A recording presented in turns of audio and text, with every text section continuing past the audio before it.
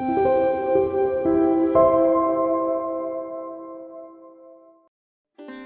శ్రీ సాయిరామ్. శ్రీ షిరిడి సాయిబాబా జీవిత చరిత్ర పారాయణం chapter 7.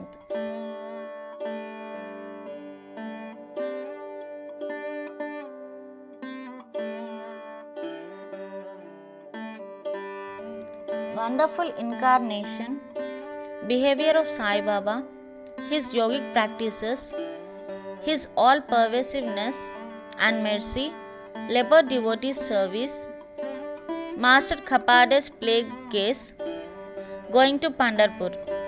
Wonderful incarnation. Sai Baba knew all yogic practices.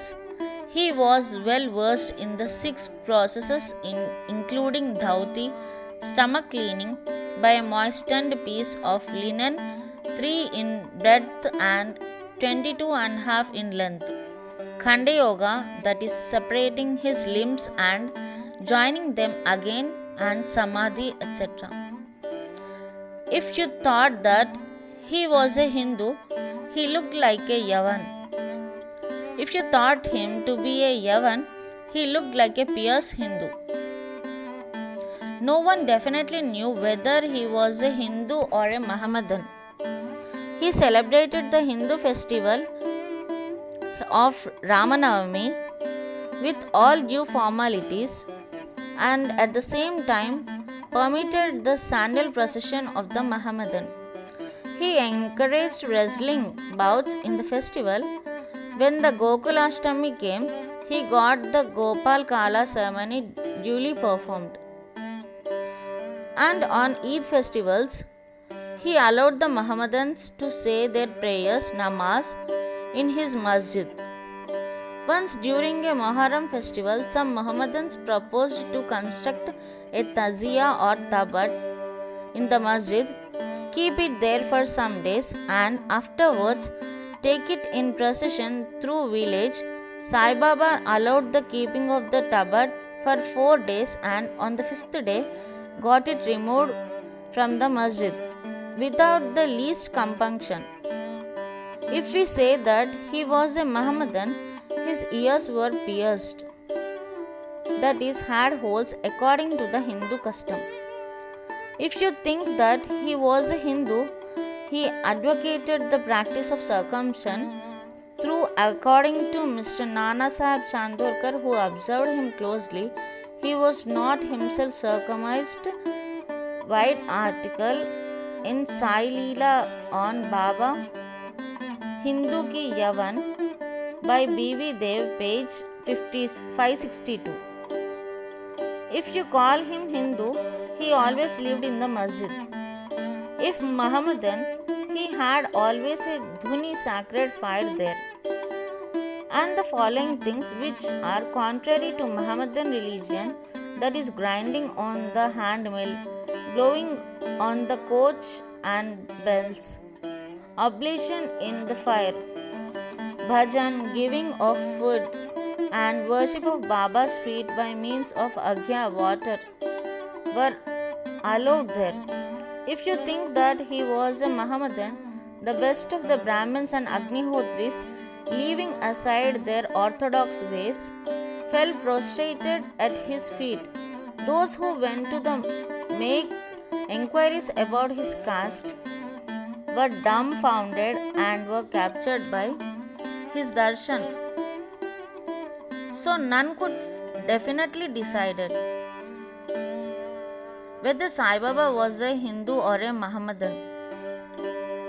This is no wonder, for he who completely surrenders himself to the Lord by getting rid of his egoism and body consciousness thus becomes one with him and has nothing to do with any questions of caste or nationality. Baba saw no difference between any two castes and even between beings. He took meat and fish with fakirs, but do not grumble when dogs touched the dishes with their mouths. Such a unique and wonderful incarnation was Sai Baba. On account of the merits in my past birth, I had the good fortune to sit at his feet and enjoy his blessed company. The joy and delight I derived therefrom was incomparable. In fact, Sai Baba was pure Anand and consciousness. I cannot sufficiently describe him, his greatness and uniqueness. He who took delight at his feet was established in his own self. Many sannyasis, sadhaks, and all sorts of men aspiring for salvation came to Sai Baba. He always walked, talked, and laughed with them, and always uttered Allah Malik. God is the sole owner. He never liked discussion or disputation. He was always calm and controlled. Though irritable at times, always preached Vedanta and nobody knew till the last. Who was Baba? Princes and poor people were treated alike by him. He knew the inmost secrets of all, and when he gave expression to them, all were surprised. He was the repository of all knowledge. Still, he feigned ignorance. He also disliked honor. Such were the characteristics of Sai Baba. Though he had a human body, his deeds testified to his godhood.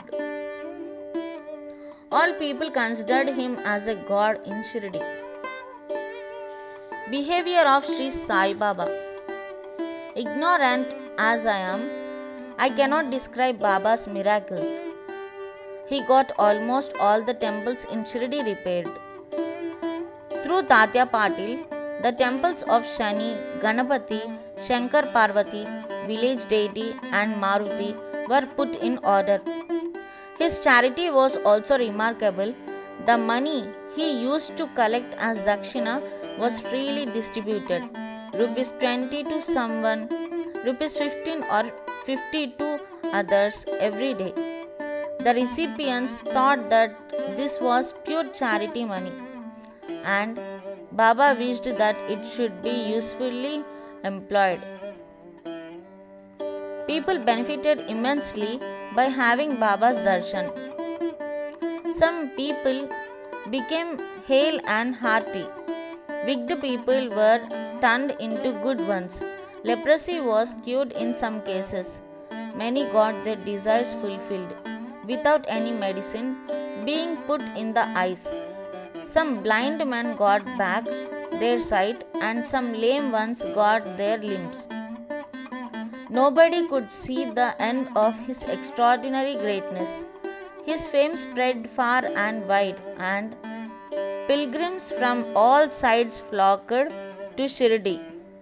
Baba had his asan near the Duni and always rested there. He sat there in meditation sometimes without a bath. He used to tie a small white turban on his head and wear a clean dhotar round his waist and a shirt on his body. This was his attire in the beginning. He first practiced medicine in the village. He examined patients and gave medicines. He was always successful, and he became famous as a Hakim, doctor.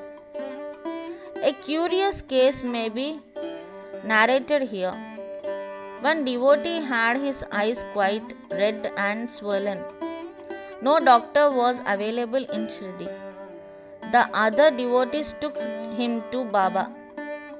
In such cases, other doctors would use ointments, anjans, cow's milks, and camphorated drugs, etc.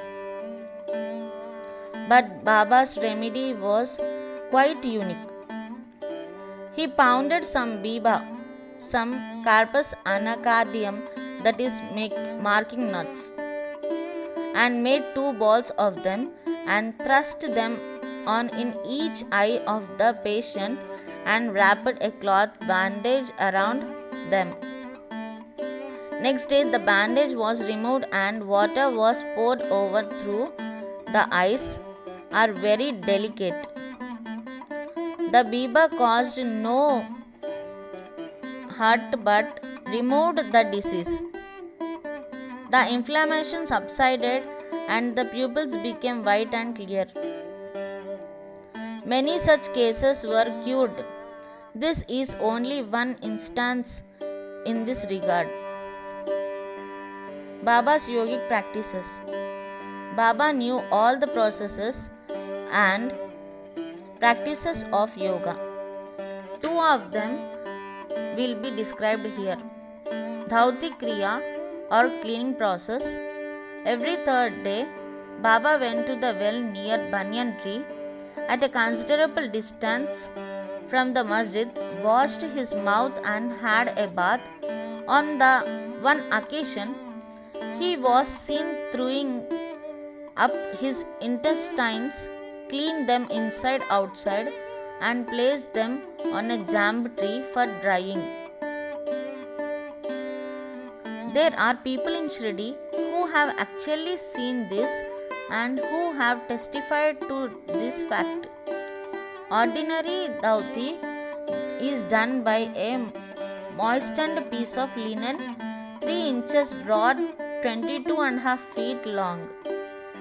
This piece is gulped down the throat and allowed to remain in the stomach for about half an hour for being reacted there and then taken out. But Baba's dhauti was quite unique and extraordinary. Second one is Khanda Yoga.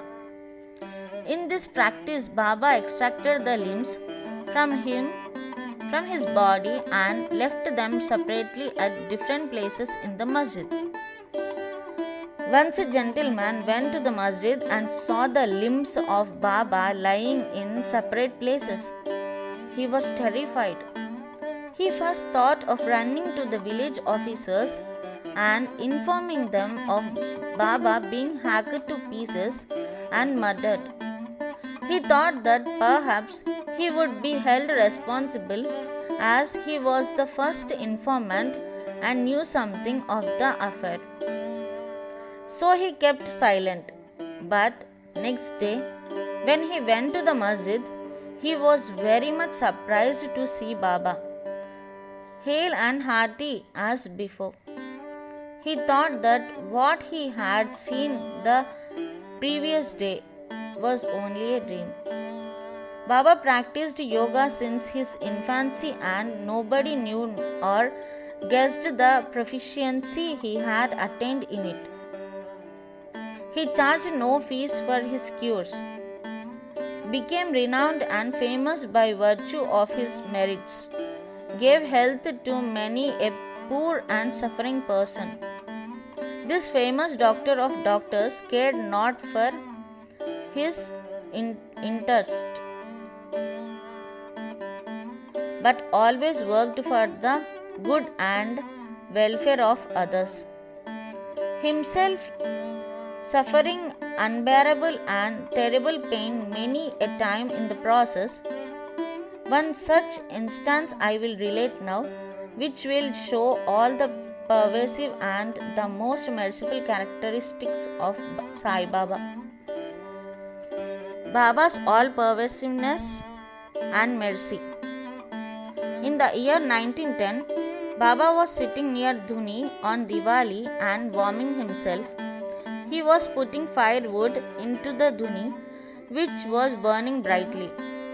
A little later, instead of pushing logs of wood, Baba pushed his arm into the Dhuni. His arm was scorched and burnt. This was notified by the errant boy Madhav and also by Madhavrao Deshpande Shama. They at once ran to Baba and Madhavrao clasped Baba by his waist from behind and dragged him forcibly backward and asked, Deva, why did you done this? Then Baba came to his senses and replied, the wife of a blacksmith at some distant place, was working the bellows of a furnace. Her husband called her. Forgetting that her child was on her lap, she got up hastily and the child slipped into the furnace. I immediately thrust my hand into the furnace and saved the child. I do not mind my arm being burnt, but I am glad that the life of the child is saved. Leper Devotee's Service. On hearing the news of Baba's hand being burnt from Shama, Madhavrao Deshpande, Mr. Nanasaheb Chandorkar, accompanied by the famous Dr. Parmanand of Mumbai with his medical outfit consisting of ointments, lint and bandages etc., rushed to Shirdi and requested Baba to allow Dr. Parmanand to examine the arm and dress the wound caused by the burn. This was refused. Since that day, the burnt arm was dressed by Bhagoji Shinde, a leper devotee.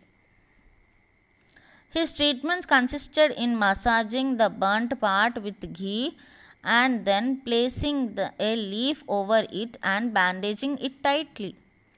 Mr. Nanasaheb Chandorkar solicited Baba many a time to unfasten the bandages, get the wound examined, dressed and treated by Dr. Paramanand, with the object that it may heal fast.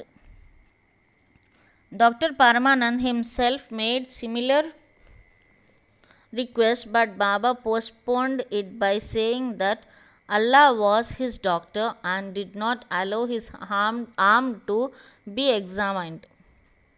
Dr. Paramanand's medicines were not exposed to the air of Shirdi and they remained intact. But he had the good fortune of getting darshan of Sai Baba. Bhagoji was allowed to treat the hand daily, and after some days the arm healed and all were happy. Still, we do not know whether any trace of pain was left or not. Every morning Bhagoji went through his program of untying the bandages, massaging and arm with ghee and tightly bandaging it again. This went on till Sai Baba's Samadhi, death. Sai Baba, a perfect Siddha as he was, did not really want this treatment. But out of love for his devotee, he allowed the Upasana service of Bhagoji to go on uninterrupted all along. When Baba started for Lendi, Bhagoji held an umbrella over him and accompanied him. Every morning when Baba sat near the post close to the Duni, Bhagoji was present and started his service. Bhagoji was a sinner in his past birth. He was suffering from leprosy. His fingers had shrunk. His body was full of pus and smelling badly. Though outwardly he seemed to so unfortunate, he was really very lucky and happy. For he was the premier servant of Baba and got the benefit of his company. Master Khapade's plague case. I shall now relate another instance of Baba's wonderful Leela. Mr. Khapade, the wife of Mr. Dadasaheb Khapade of Amravati. Mrs. Khapade, the wife of Mr. Dadasaheb Khapade of Amravati, was staying at Shirdi with her young son for some days. One day the son got high fever, which further developed into bubonic plague. The mother was frightened and felt most uneasy. She thought of leaving the place for Amaravati and went near Baba in the evening. When he was coming near the Vada, now Mahasamadhi Mandir, in his evening rounds for asking his permission, she informed him in a trembling tone that her dear son was down with plague. Baba spoke kindly and softly to her, saying that the sky is beset with clouds, but they will disperse and pass off, and everything will be smooth and clear. So saying, he lifted his kafani up to the waist and showed to all present four fully developed buboes as a big eggs and added, "See how I have to suffer for my devotees. Their difficulties are mine." Seeing this unique and extraordinary deed, Leela, the people were convinced as to how the saints suffer pains for their devotees.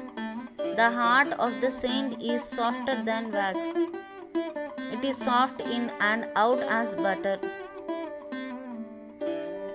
They love their devotees without any idea of gain and regard them as their true relatives. Going to Pandharpur. I shall now close this chapter after relating a story illustrating how Sai Baba loved his devotees and anticipated their wishes and movements. Mr. Nana Sahib Chandorkar, who was a great devotee of Baba, was Mamlatadar at Nandubar in Khandesh. He got an order to transfer to Pandharpur.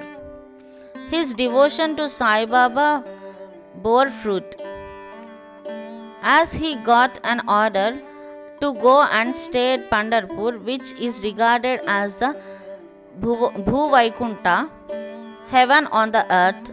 Nana Sahib had to take immediate charge, so he left for the place without even writing or informing anybody at Shirdi. He wanted to give a surprise visit at Shirdi, his Pandharpur see and salute his Vithoba Baba, and then proceed further. Nobody knew of Nana Sahib's departure for Shirdi, but Sai Baba knew all about this, as his eyes were everywhere omniscient. As soon as Nana Sahib approached Neemgaon, a few miles from Shirdi, there was a stir in the masjid at Shirdi. Baba was sitting and talking with Malsapati Appa Shinde and Kashiram, when he at once said, "Let us all four do some bhajan. The doors of Pandharpur are open. Let us sing merrily." Then they began to sing in chorus the bhava of the song, which meaning of the song being, "I have to go to Pandharpur and I have to stay on there, for it is the house of my Lord." Baba sang and the devotees followed him. After a short while, Nana Sahib came there with his family, prostrated himself before Baba and requested him to accompany them to Pandharpur and stay with them there. This solicitation was not necessary, as the devotees told Nana Sahib that Baba was already in the mood of going to Pandharpur and staying there. Hearing this, Nana Sahib was moved and fell at Baba's feet. Then, after getting Baba's permission, Udi, sacred ash, and blessings, Nana Sahib left for Pandharpur. There is no end to Baba's stories, but let me now stop here, reserving for the next chapter other topics such as importance of human life, Baba's living on alms, Baijabai's service, and other stories. Bhauti Sri Sai, peace be to all. Om Shri Sai Ram.